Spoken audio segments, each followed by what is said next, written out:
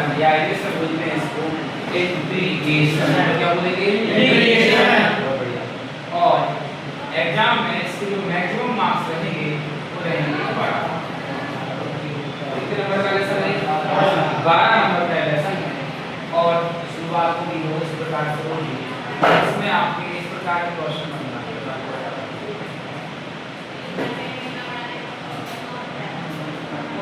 1 2 3 4 5 6 7 8 and 12 marks का आपका क्या बनना है? समाकलन चैप्टर आना है। पूरा समझ में आ गया? सिर्फ जोड़ी आएंगी उनकी, या ये समझ लीजिए आप यहाँ से आपके एग्जाम में आने वाली है मैथ 100% क्या आएंगी? मैथ ही आएंगी 100%। और हम जो बताएंगे वही आएंगे। हम आपको 10 से 12 बता देंगे, उनमें से आपको मिल जाएंगे। ओके, उस समाकलन का साइन देखिए आज से आप इस प्रकार समझ रहे हो ना? ऐसे ही बना सकते हो, इसे बोला जाता है, क्या बोला जाता है? यही तो अवकलन का उल्टा होता है। अवकलन का क्या होता है? उल्टा होता है। जहाँ dydx किसका साइन होता है? अवकलन का होता है, तो वहां पे dx समाकलन के लिए किया जाता है। dx किसके लिए करते हैं अपन? समाकलन dx होता है और dydx में कैसे चलता है? इतनी बात समझ में आई? जो चैप्टर है समाकलन, एग्जाम में कितने मार्क्स का है? 12 का। इंटीग्रेशन आपको पढ़ना है और इसको डिफरेंशिएशन कहते हैं आपका। तो इंटीग्रेशन डिफरेंशिएशन का पूरा अपोजिट हुआ करता है, ठीक है ना? इससे कुछ फॉर्मूले आपको लिखना पड़ेगा। क्या लिखना पड़ेंगे? कुछ फॉर्मूले। मैं आपको फॉर्मूले बताता हूँ, इससे आपके फॉर्मूले याद हो जाएं और आप समझ जाएं कि आपको पढ़ना है, ठीक है ना? तो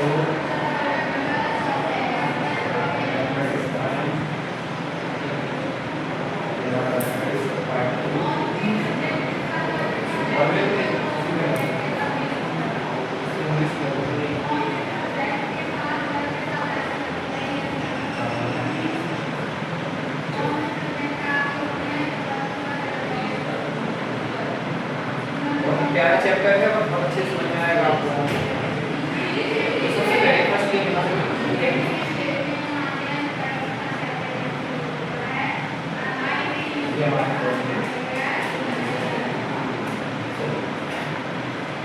इसको डेरिवेटिव भी बोला जाता है। डेरिवेटिव में dydx का फॉर्मूला x की पावर n से लिखना है आपको।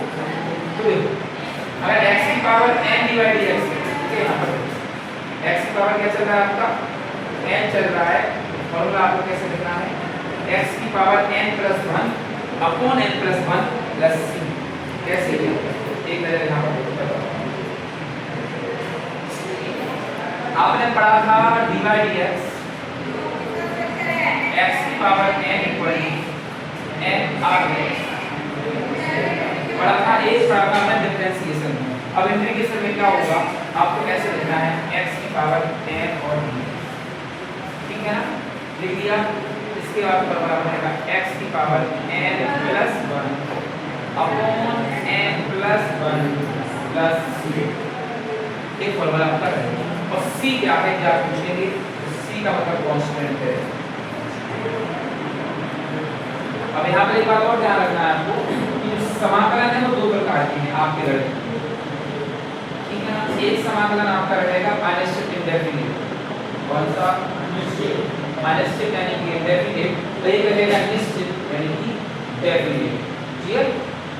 और अभी हमारा 7.1 से लेके 7.7 तक अनिश्चित रहेगा और 7.8 से लेके 7.10 तक रहेगा हमारा निश्चित इंटीग्रेशन।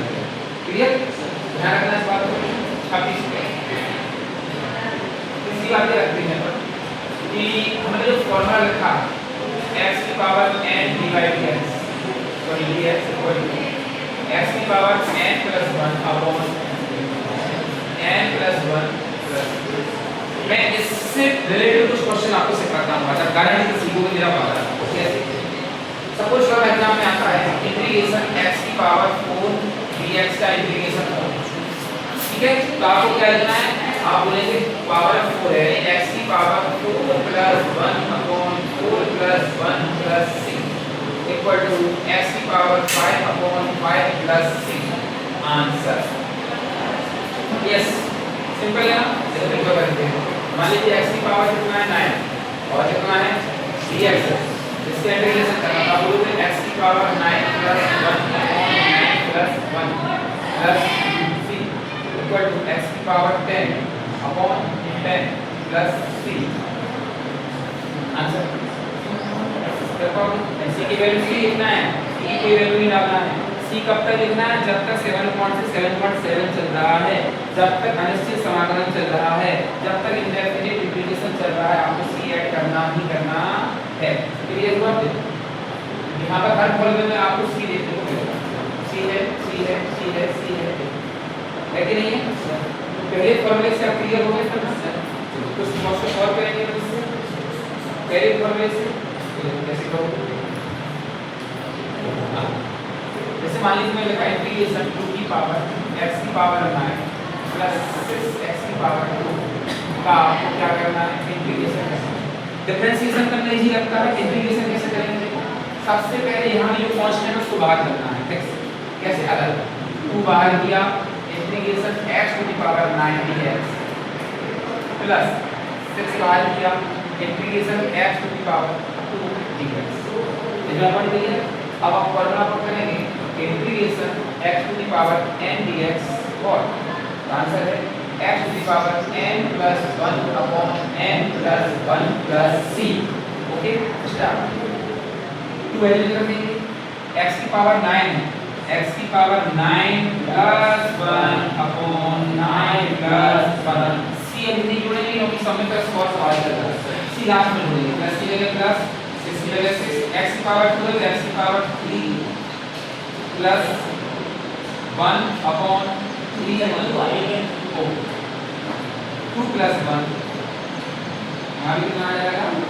2 प्लस 1 एंड में 3 आ जाएगा प्लस c। अब लगा दीजिए एक ही c, कांस्टेंट का मतलब है सब में।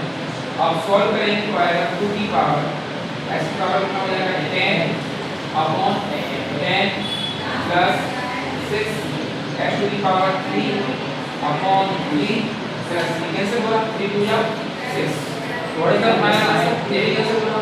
2 5 जा 10। फाइनल आंसर हो गया 1 upon 5 x to the power 10 plus 3 2 जा 6 x to the power 3 plus.